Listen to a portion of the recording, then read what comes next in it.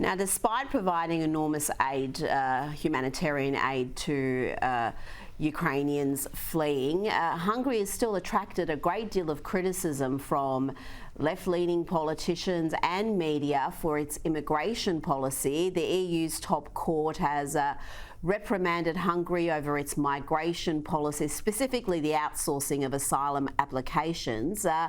Can you tell me what the philosophy is behind your country's tough border protection policies? We are speaking in Australia, where you introduced the Stop the Boats policy, which proved to be very successful.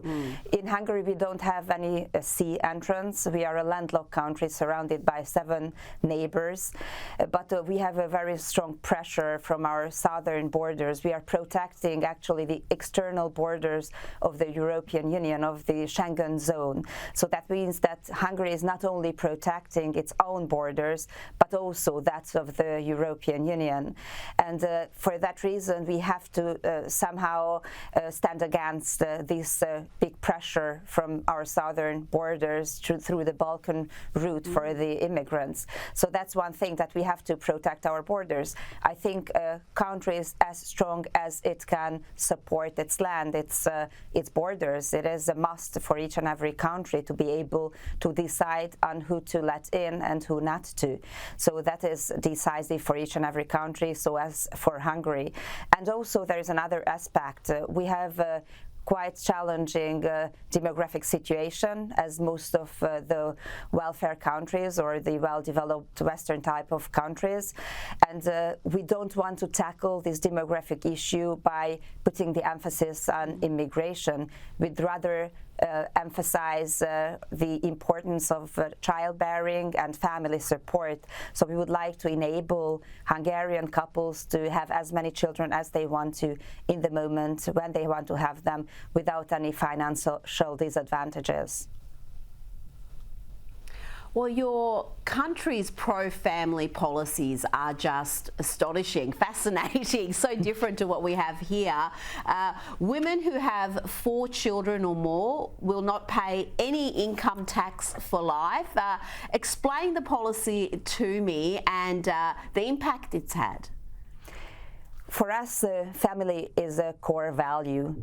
Our society is based on strong families, and we see how many financial burdens young couples face when it's about housing, when it's about parenting, when it's about having more children. So we would like to just somehow decrease these financial disadvantages and really enable childbearing in Hungary. So for that reason, they have a pro-family tax policy. Or the more children you have, the less personal income tax you pay in Hungary. And once you have at least 4 children as a mother, then you don't pay any personal income tax ever in your life. But for example, if you go to university and you have a student loan, then later on when you will have children as a mother, then we will decrease or totally write off your student loan depending on the number of children you have. Or for example, we have grandparental leave in Hungary. That means that the grandparents who are still active can stay at home with the grandchildren when both parents are active and don't have the chance to do so. So what we would like to do is to create a really free environment for families and for childbearing.